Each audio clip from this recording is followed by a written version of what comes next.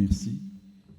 Je voudrais tout d'abord remercier les organisateurs de cet événement d'avoir invité la société Medz, filiale du groupe CDG, branche développement territorial, et de nous associer pour contribuer modestement à un débat sur une thématique d'intérêt stratégique pour notre pays. Et à ce titre, et avant peut-être de vous livrer un topo sur comment nous intervenons au niveau de ce chantier structurant important du développement durable, brièvement rappeler qui nous sommes pour les gens qui ne le connaissent pas. Donc, nous sommes une société de droit privé, mais créée par des fonds publics. Nous accompagnons l'État dans la mise en œuvre des stratégies sectorielles, dans la stratégie industrielle, et cela depuis sa première version en 2005 jusqu'à aujourd'hui. Et nous sommes peut-être le premier développeur de zones industrielles au Maroc, avec 15 zones industrielles, dont 5 ont le statut de zone d'accélération industrielle, qu'on appelait avant juin 2021 zone franche. Nous avons 4 zones d'offshoring et des projets touristiques. Ces zones s'étendent sur pratiquement 2000 hectares, avec plus de 500 clients, entreprises multinationales, et je vois beaucoup de responsables, Monsieur Or, mais beaucoup d'autres acteurs dans la salle qui sont nos clients au niveau de nos différents projets.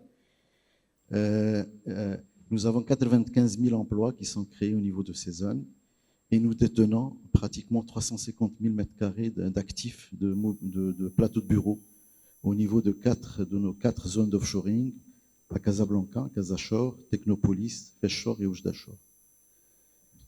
Alors, bien sûr, la conception que nous faisons de nos projets, et cela se fait en partenariat avec nos partenaires institutionnels, le ministère de l'Industrie pour tous les projets de zones industrielles, intègre tous les prérequis de la compétitivité. Ça commence par l'infrastructure, l'accessibilité, le bassin d'emploi, mais il y a aussi la dimension de développement durable.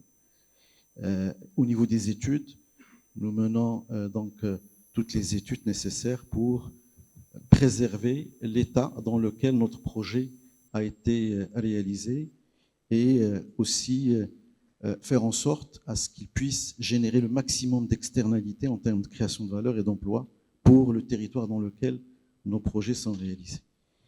Et si je peux citer quelques exemples qui témoignent un petit peu de l'engagement de notre groupe dans le développement durable, Atlantic Free Zone, qui abrite aujourd'hui le constructeur Peugeot et avec plusieurs équipementiers, en 2014, 20% des besoins de ces équipementiers étaient assurés par une ferme solaire. Et donc, on était déjà dans le développement durable, et ça continue. C'était un projet pilote qui nous a inspirés pour pouvoir généraliser cette source propre au niveau de d'autres zones.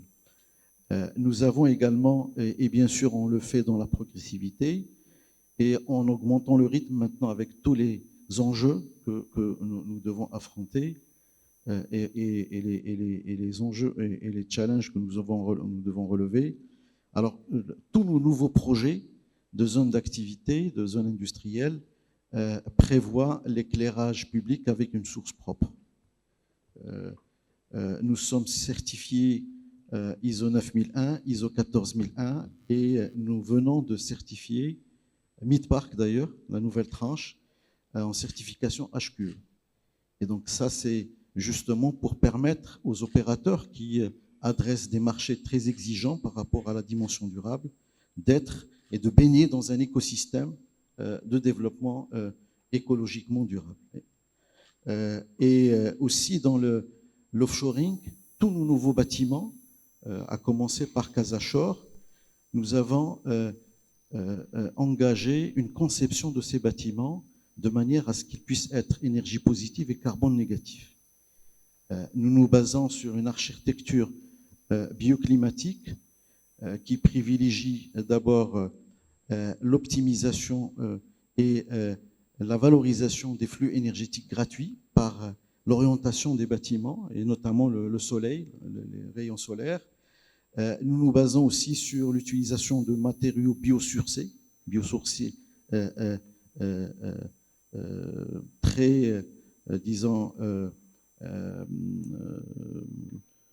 très étanches par rapport aux échanges phonique, sonique et thermique. Et nous nous basons également sur l'orientation géographique pour essayer de réduire les déperditions. Et à ce titre, donc bien sûr, nous agissons sur l'orientation, et ça c'est quelque chose qui est déjà engagé, et nous avons initié une action de recherche opérationnelle sur un nouveau matériau qui nous permettrait justement d'atteindre cet objectif de réduction de carbone. Et ça s'est fait avec notre bureau d'études du groupe CDG, Novec, le laboratoire public d'études et d'essais, le LP2E, et un partenaire industriel, Lafarge. Et on a conçu une brique en terre crue. C'est une brique qui permet de consacrer 2 dimensions. D'abord, l'économie circulaire, puisque nous utilisons les déblais dégagés des travaux de terrassement. Nous utilisons du ciment, de l'eau et du sable. Et avec ça, on a fait une brique et qu'on a testée avec toutes les spécifications thermiques, soniques, mécaniques. Et aujourd'hui, c'est un bâtiment qui est certifié CERWEI et qui nous permettra d'atteindre cet objectif, puisque, et comme vous, la salle doit le savoir, les spécialistes, un bâtiment, c'est 80% de génie civil qui est responsable des émissions de carbone. Et donc, on a essayé de réduire cette empreinte en utilisant un matériau propre et qui présente de très bonnes performances en termes donc d'émissions de carbone et d'émissions thermiques et aussi d'optimisation de la consommation d'électricité, avec bien sûr des panneaux solaires sur ces bâtiments. Et c'est ce qui nous permettrait d'avoir des bâtiments respectueux. Et l'ambition qui a toujours été celle de Medz, du groupe CDG bien sûr, avec notre mise en mer, c'est que ça ne soit pas conjoncturel. Cette orientation stratégique de développement durable doit être dans notre ADN. Et c'est ce que nous sommes en train de faire depuis déjà un moment. Nous accélérons le rythme, naturellement, puisqu'il y a des enjeux aujourd'hui. Et on a pris bonne note de la date fatidique du 23, de janvier 2023. Et on a quand même 2 ans de répit entre 2023 et 2025 pour essayer de tester, d'accélérer tous les chantiers structurants sur lesquels nos partenaires institutionnels travaillent.